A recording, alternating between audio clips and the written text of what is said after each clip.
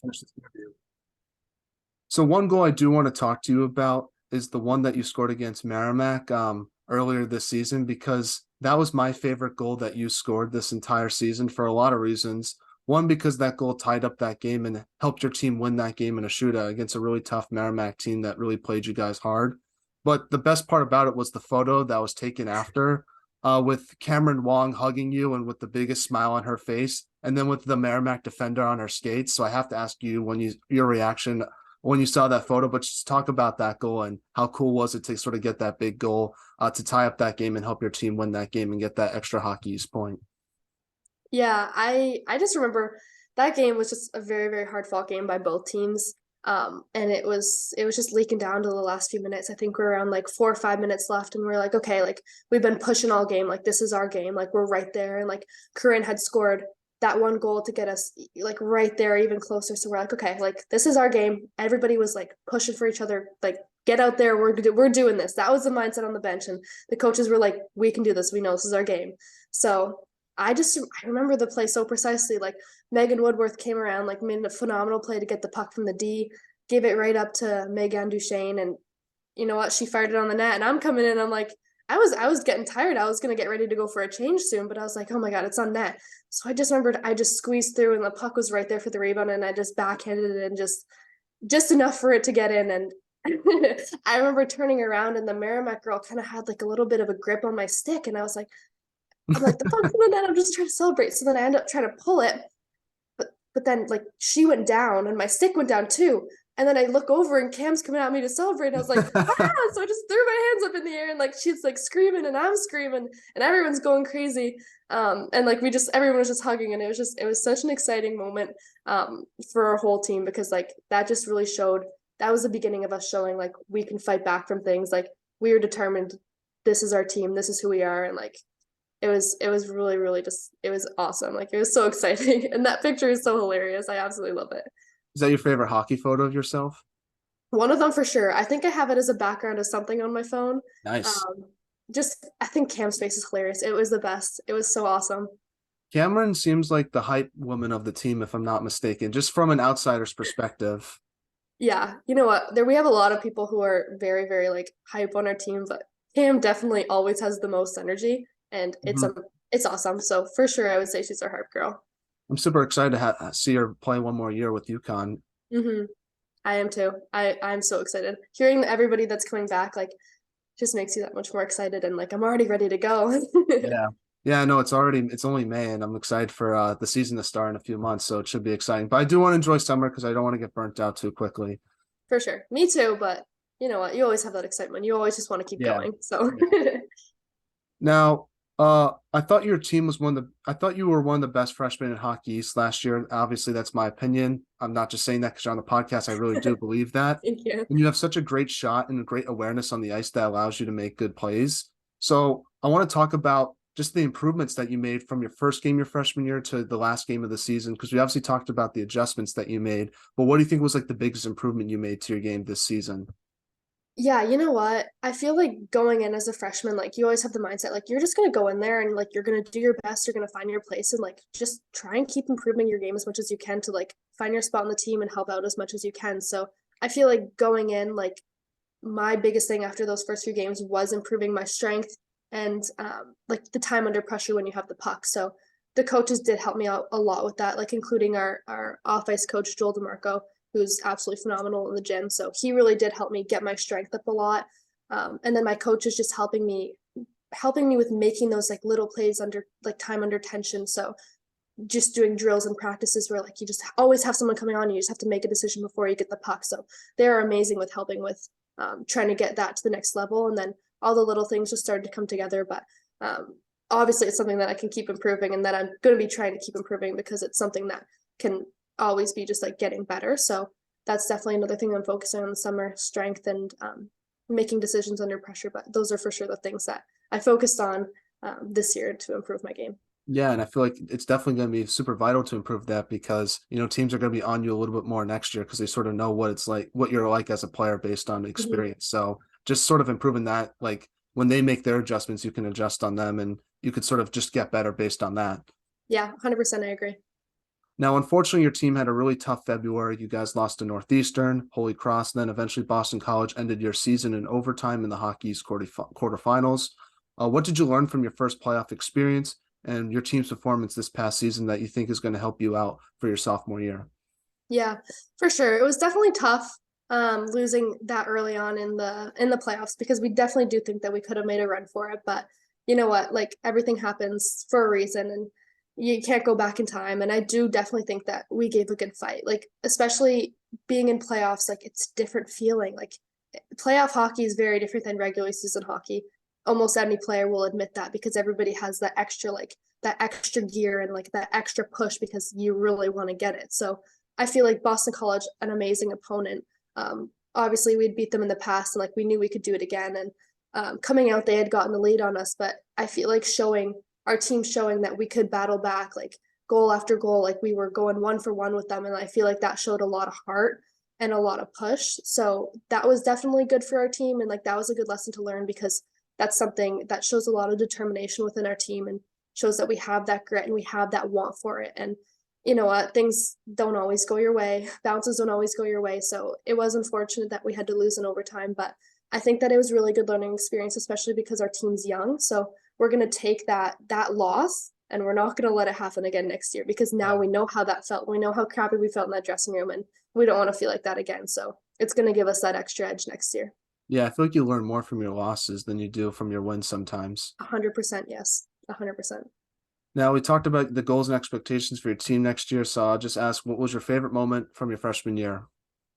Favorite moment from my freshman year would have to be definitely just like the whole weekend opening the Dan Toscano. Like Yeah. there's a few different things going on. Like we had some like we had banquets where we were able to thank all the donors. We were able to meet some of the people that made it happen. And we heard some speeches from Dan Toscano and a few other people. So having that opportunity to be there with so many great people around who believe in us as a team and as a college and university, UConn athletics, and then just having the games we brought in so many fans and there are so many people there to support us. Most of all of our families were there as well, which doesn't happen as often because everybody made sure they had that time off.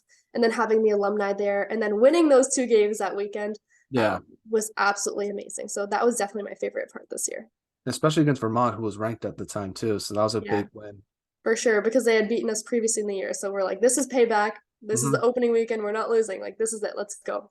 That's It's awesome. That's nice. awesome. That was probably my favorite moment from the year as well. I really Mhm. enjoyed both those games.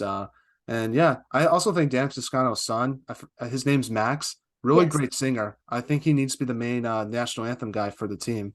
Oh my God, we always text him. We're like, at the end, when it's once it got towards the end of the year, we're like, hey, we think you're a good luck charm. Can you come sing for us? Like, your voice is so good. We want to hear it again. So I know we're definitely going to be asking him to come out next year. So fingers crossed that he can, because he's Yeah, amazing. at least for the first game of the year to set the tone.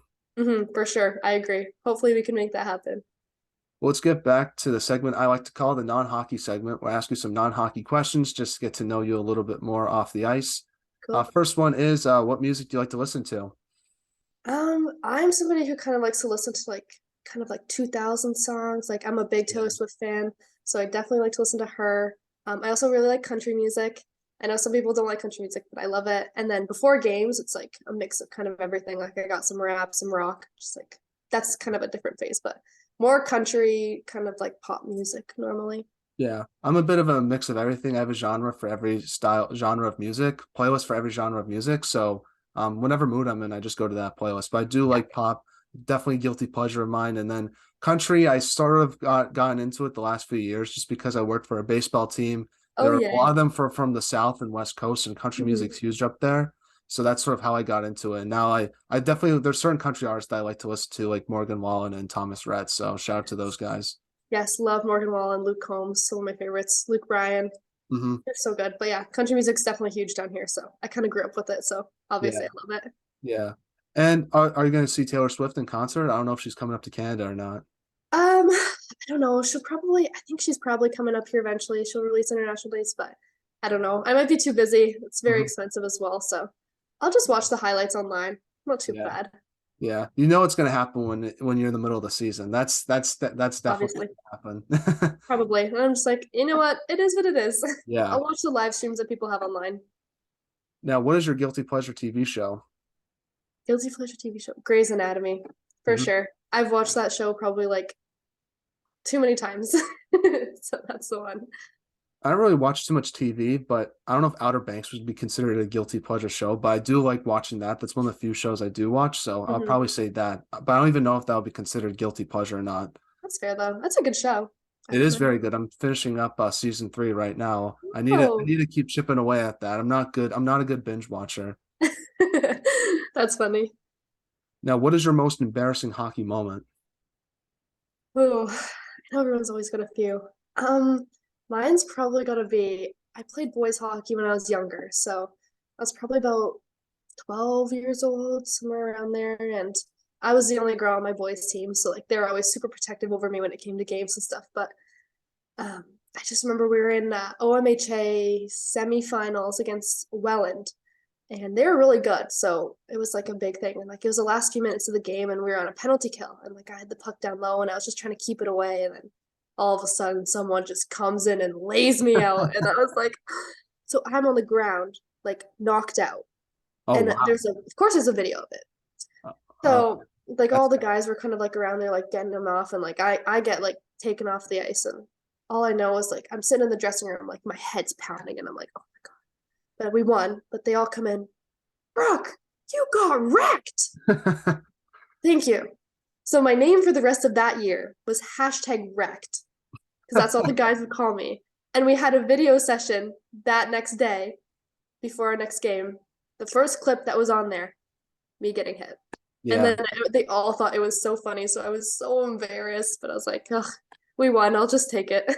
yeah. Yeah, no, that's tough, but at least you won, and I think now it's a funny story because I don't think you were too seriously hurt from that. Hopefully not. No, no, no. I was okay. I was just really shaken up, Yeah, like a bit of whiplash maybe, but I was okay. But, oh my God. Like still to this day, like I'll see some of the guys and remember when you got hit in Welland? Yep, thank you. I remember it. Don't remind me. that's funny. That's funny. That's Did you awesome. ever get back at not the player, but just like in general? Did you ever have any big hits yourself? It could be even when you play girls hockey. I don't know. I'm not like a crazy like hitter. Like I'm more just like aggressive in the corners, I guess. I've never Yeah, had like a really big hit. It's not really a focus of mine, but I don't know. I feel like we got back at them by winning OMHAs. So yeah, that yeah. was good enough for me. That's good. That's good. Well, you are a very competitive player because I remember against Northeastern, I forgot what the happened was, but I think one of their defenders did something to one of your teammates and you stood up, and that was a great moment. And I heard the chirping that was going back and forth between you. I definitely am a good leader, which I can't repeat on the podcast. But I was like, I have a lot of respect for Brooke because she stood up for one of her teammates against a really good Northeastern player. So Yeah.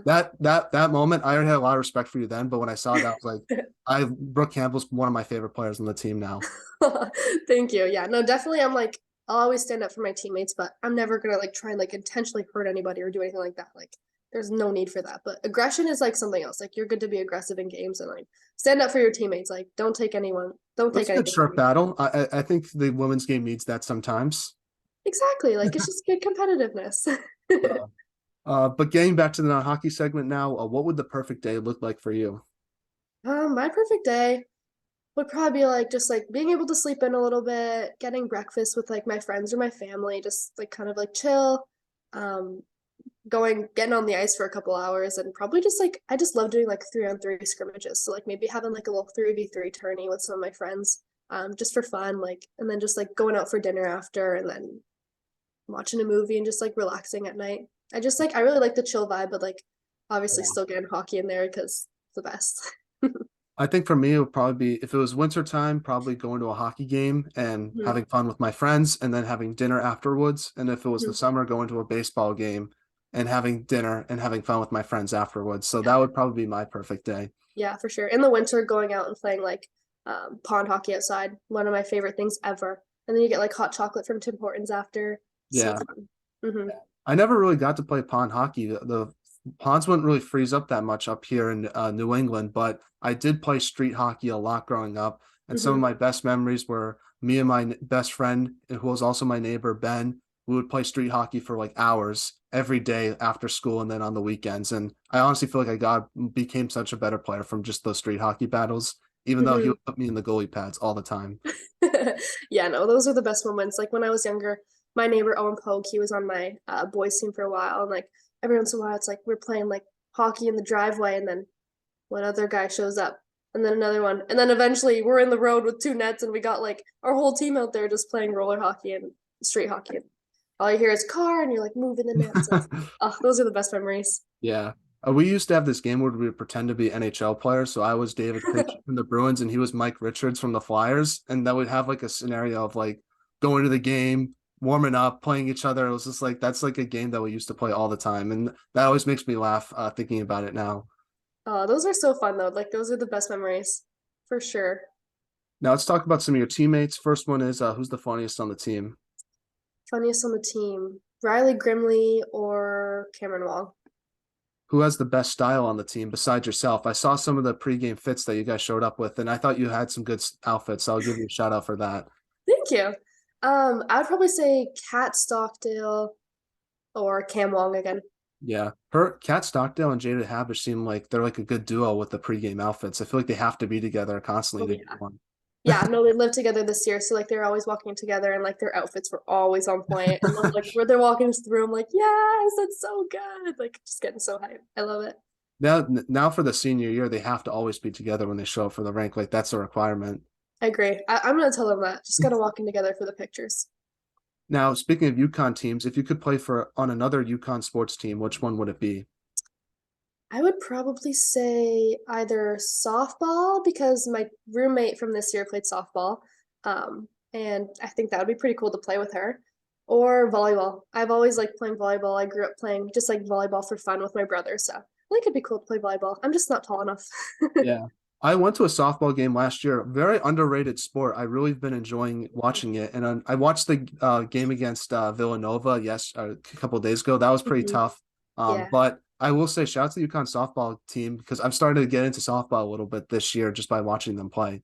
Yeah, no, my roommate was Savannah Ring. She's a freshman on softball too. So, um, amazing person, and she is freaking phenomenal at softball. So I kind of got into it more like watching her play, and then now I'm like one of their biggest fans now. I'm like watching the games. I'm like all like sitting in my couch. I'm like all nervous and like going to the games when I could at school. So like it was awesome. Like I absolutely loved watching it. Such a hype environment. Like they're always I like like the cheers yelling and from the screaming and bench. Yeah. chanting. Hmm. I guess the team I would pick, since I don't play hockey, UConn men's hockey, that'll be such a fun team to play for. So Yeah, I can say that since I'm not at any team. that's fair. What is the most interesting thing you've read or seen this week? Most interesting would probably be it's sad, but like the headlines of like the Leafs losing in the Yeah, Stanley Cup I sort of playoffs. saw that That's coming definitely the after they most were down 3-1. interesting. Very sad, but interesting. Yeah. Well, I'm interested to see what they do this offseason if they keep Dubas around and if they're going to change up the core four at all. I think they should keep Dubas around. That's sort of I've sort of been thinking about that because I think he's done a good job setting Hmm. up that team for success. I think it's on the players, honestly, that they haven't had a lot of postseason success. I just think we're cursed. Like there's something. I don't know. I'm like me and my dad and the rest of my family, like such huge fans, like diehard fans. Hmm. So definitely hurt a little bit when we lost that game, but Hey, I'm your listen, I don't typical like the Leaf Florida fan. Panthers So too because they knocked out the Bruins in the first round, and that was pretty heartbreaking. It was sort of revenge for what we did to the Leafs a few years ago. hmm that moment was very sad for me as a Leafs fan, but I'm Yeah, kind of over it now. But yeah. now I'm cheering for Edmonton. I want a Canadian team to win for sure. Oh, I'm cheering for Vegas because I want to see former Bruins coach Bruce Ooh, Cassidy to win. And I think if Hurricanes Vegas Golden Knights final will be super fun. I think it would be good for yeah. the growth of hockey and like down south. Yeah, I agree. I think Seattle, I think that it would be cool to see them win too, especially because they're such a new franchise. So, Yeah, you know, I'm kind of like, I wouldn't, with all the teams that are left in it, like, I'm not like, I want one I team just to don't want really Florida to not win win. after they beat the Bruins. That's the team I'm sort of rooting against right now. Me too. We're on the same page there. That's good. That's good. Now, last non-hockey question is if you could have lunch with anyone in the world, who would it be and why? I would probably have to say, I kind of take it to hockey, but I would say Austin Matthews. Hmm. Um, I think he's just such an amazing hockey player. Like, I could just like learn a lot from him just by like eating lunch with him, and like I feel like it'd just be really cool to like get to know him and like how his life is with like playing for the Leafs and like just like little things like that. So I'd probably say Austin Matthews for sure. Yeah, I think for me, that's tough. I'll do a hockey player as well. Probably Ovechkin, because I think that guy is very interesting, both on and off the ice. So I'd love to hear just how he's been so successful for like 10 years. Agreed. He's amazing. Now, getting back to some hockey questions now, for all the younger people listening to this podcast, what advice would you give them on what it takes to make it to the college hockey level where you are today? Yeah, honestly, my biggest thing is just making sure that you put in the work. Um, it does take a lot of work to get to where you want to be, like at the college level. But just shooting pucks when you can, like putting in the extra work, like extra workouts, extra stick handling, and you know what, when you're on the ice for every practice, like you're giving it 110%, like or however much you have to give that day, you give that much. And every game, you just be as competitive as you can. But I feel like one of the biggest things is just making sure that you're having fun. Everybody kind of like overlooks that and gets like really stressed out in the moment and like, oh my God, like university, like it's so stressful, like I have to get there, I have to do this, but you kind of like forget like why you play hockey. Like you're playing hockey because you love the game. So making sure like you have that good balance between like how professional it is and like how fun it can be, because it's very important to keep that equilibrium. And then you know what, just do your thing, have Yeah. fun, you're gonna get there if you keep working. What should be done to help grow women's hockey from your perspective? Because I think UConn does a good job promoting your team, at Mm-hmm. least compared to other schools, from what I've noticed. Yeah, I think so too. I think that the game is slowly getting to where obviously we all want it to be. And just when it comes to like promoting the game, just for us personally, we're always just trying to like get out and like get into the community as much as we can, encourage younger girls, and you know what, just put on like show people what it's like to play like women's hockey and university hockey, and just try and encourage as many girls to play more hockey as possible. And I honestly do think that women's hockey is going to get to where we want it to be, like having like a professional women's league that's um, getting as much like recognition and stuff as men's team. So I think that with the way that we're going, it's getting better. But you know, I just keep encouraging young girls and just showing them how fun it is to play a sport. Now, before we get to the shouts, I normally don't do this, but we are recording this on Mother's Day, so I just wanted to give you the opportunity to, if you had any message for your mom on Mother's Day and what she meant to your career. Yes, my mom has done so much for me.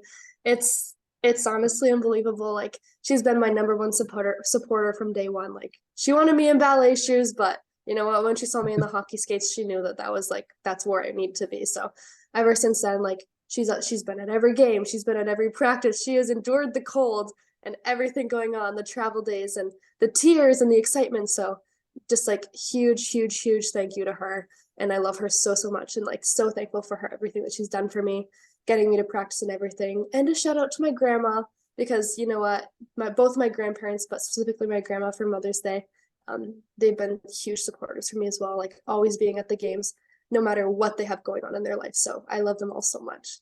That's a great message. And do you have any other shouts you want to give to any of other family members, teammates, friends? And who should we have on the podcast next from UConn? Yeah, shout out to my dad. um but again, probably my biggest supporter, like so knowledgeable about hockey, and he's really helped me become the player that I am. He's so important in my life, and I love him so much. And I can't say thank you enough to him for everything that he's done. My grandpa as well, because again, number one supporter. And then my brother, because you know what, he's pushed me along the way, and being just competitive with him since I was a little girl, he's really helped me gain my competitive side and like, you know, get to where I am. So thank you to all of my family, 100%. And then for the podcast next, I would say Corinne Tormala, our captain from last year. And I just think she's such an amazing person. She's an absolutely phenomenal player, as she showed this year and past years. And she has so much knowledge about the game, and like a lot of, she's been at UConn now for 4 years, going on 5. So she has a lot of experience there. So I think she'd be a great person to have on the podcast. Yeah, we have to get the captain on, obviously. So Mm-hmm. yeah, we'll definitely reach out to her and see if she's interested. But Yeah. I just want to say thank you so much, Brooke, for coming on the podcast. I really appreciate your time. It means so much to myself, and I wish you and your team nothing but the best for next season. And have a great off season. I look forward to watching your team play again in person sometime in late September, early October. Because love going to the games and it's a lot of fun cheering for you guys. And I think you guys have something good building in stores. Yes, thank you so much. It's been awesome speaking with you, and hope you have a great rest of your day, and happy Mother's Day, and go Huskies. Awesome.